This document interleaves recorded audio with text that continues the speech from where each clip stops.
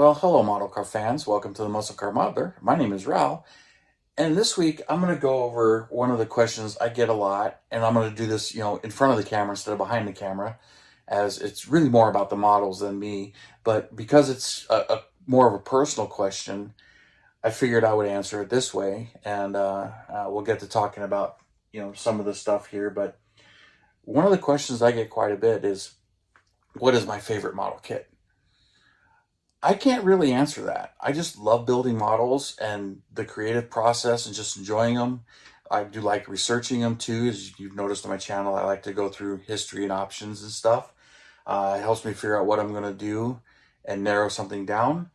And just really enjoying the process of doing it. And then just, seeing the model come to life in front of me, going from bare plastic to, a miniature representation. But actually picking one, see, for me, it's more of the tool and all the different variants. So I can't say a specific box art is my favorite, but when it goes through looking at it, and I really can't pick one off the top of my mind, but when I looked at my stash, and this kit stands out. So apparently voting with my pocketbook on how many I bought and how many I've actually completed, built, this one stands out. It's number one.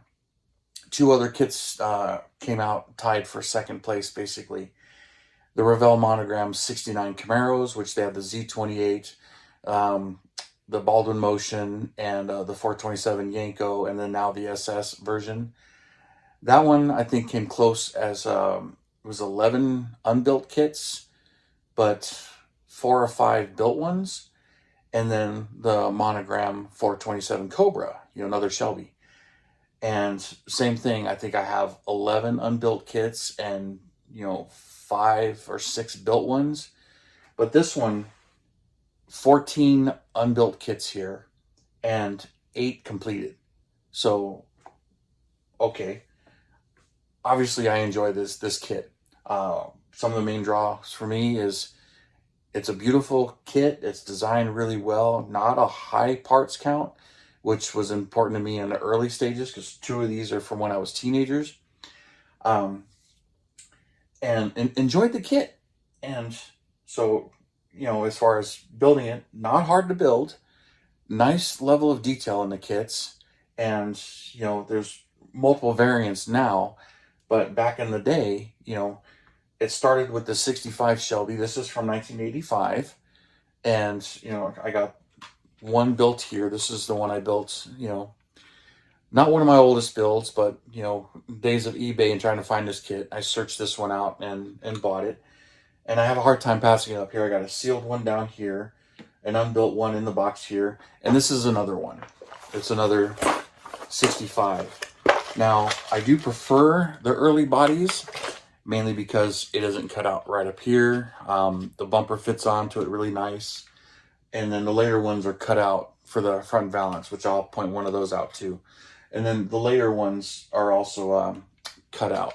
So I prefer the early ones, but 65 being the Mustang, the Shelby Mustang that started it all, one of my favorites.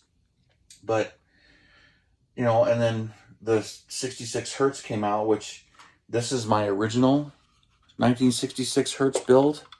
This is from when I was a teenager. Not my best work, but I've left this one alone. There's no foil on it. It's just got paint on it. I think it's one of my first airbrushed ones, but, enjoyed it. And, it stayed nice, so it stayed with me. And here's, I was reading a lot of Mustangs and Fast Fords and Hot Rods. So this is one I put a whole bunch of Mustang parts on. It's another 66. The 65 was hard to find, but I put a 427 engine in it, put the Boss 429 hood scoop on it, put a chin spoiler on it, cut that front valance open, slam the front end. There's a lot of 80s influence, the 4 taillights instead of 2, and kind of cut the, the rear panel for the GT style exhaust. But I had some fun building this one, and it's, stayed with me all this time. But those 2 are my early ones that stayed around. And, you know, they've got the, I've never built this one, the stock one. I don't know why. I've got resin parts in here to make a GT out of it from Model Haas. The convertible, I want to build this pace car. And, you know, and I found a few of these where they're broken up here. But both of these kits are not broken. And but I have not built the pace car. I want to, but I haven't built it. So this one's the pace car. And then this one's kind of a spare. But it's a spare because I like to combine it with the 66 to make the 66 convertible. This is one of the ones I built a long time ago. Matter of fact, I've rebuilt this. But one of the things that I know now, and then even though in like 2010 I rebuilt it, but I built this one first time in the 90s, I forgot to sand that emblem off. Should not be there on the Shelby. I remember to sand this one off, but not this one. And then, you know, Fred Katie decals on the side here, which is chipping away right there. But this one I'm itching to rebuild again. And it's basically just pull the body off, repaint the car, and, you know, put it all back together. But don't really need to paint the interior or the engine compartment. You know, the whole rest of it's pretty good. But I didn't black out inside the fenders as much as I do now. So you can see the white plastic in the jams here, if you can see that. And, you know, I tend to black that stuff out now, but wasn't doing that back then. You know, like this 65, it's kind of white and you can see it in there. But, so, and then my 66 hertz replacement. I built this one after joining the model club and getting back in the mid 2000s. So built this one pretty quickly. And then here's another Shelby convertible. So this is the more recent one of the two. I've kind of showed this one on the channel, but haven't done a dedicated video on it. This is one of the more recent ones. Then, of course, the race cars, the GT350Rs. Love these. Just a cool car. But, and there's multiple decals to make multiple variants. I pretty much built that one, you know, mostly out of the box with the stock decals. This is the other one I did in blue with those decals. But I put the 66 scoops on the side to make it kind of a 66, but all the R models were 65s. But some of them did get updated to 66 side scoops, and some of them they put the 66 grill in it. But, you know, that was racing, just, you know, update the car to look like what it's doing. Now, one of the funny things is, you know, I make notes, and I think it was in this one, or was it, no, this one's March Square. I think it was this one. I'm going to open these and playing with them and seeing some of my notes. Yeah, here's this one. There's my notes on the 4 66 Shelby GT350 convertibles that were made from Shelby in period. He did make a second batch of 10 in the 80s and was planning a third batch, which I think some got made. But these are the, you know, the information I got. There's the actual serial number, 6S2375. It was a green auto with AC, has gold stripes and supercharger. And I do want to, you know, do a supercharged version of that, but like somebody to 3D print one, hint, hint. Here's the springtime yellow car, and 10-spoke wheels, white stripes, stick, and has AC. Here's that one, the red car, red stick, chrome wheels, has AC, and white side stripes, which is exactly how I built that one. And then the blue car, 6S2378, blue car with white side stripes, has Le Mans stripes, not original. So most of these, I don't think any of them actually came with the Le Mans stripes. They were all added. I know the green one had gold stripes, but I believe that was modified and changed. But you know, those 4 cars still exist. But that's kind of some of the history and research I go into doing. So, you know, I love those convertibles, and I have a thing for convertibles. So, and then I plan to do a 66 without doing a Hertz version. So, I want to do a 66 with a supercharger and a 66 without a supercharger. And then, you know, I got the race cars,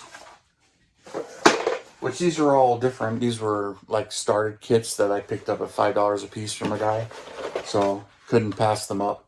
All of them are, you know, pretty much buildable. Some a little more than others. And then, of course, the most recent one the newest version. I'll build that one right out of the box too with those decals. It's just kind of interesting. And this one says it's a 66. It's got all the same parts as the other one, just unique decals. But, you know, always fun.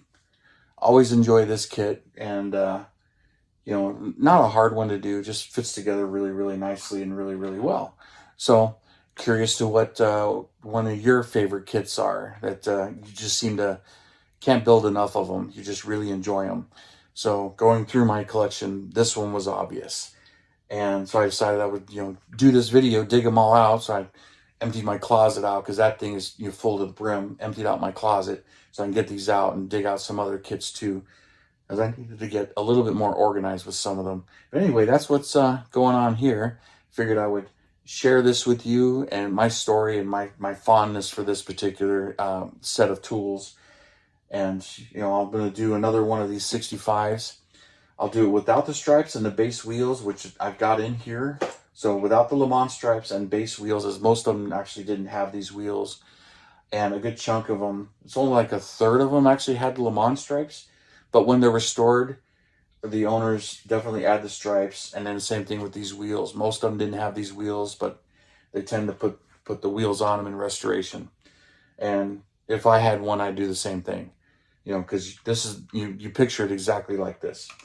But anyway, guys, thank you for subscribing and all your questions and comments. I really do appreciate it, and I read them all. You guys, you have a wonderful weekend, and I'll see you next time.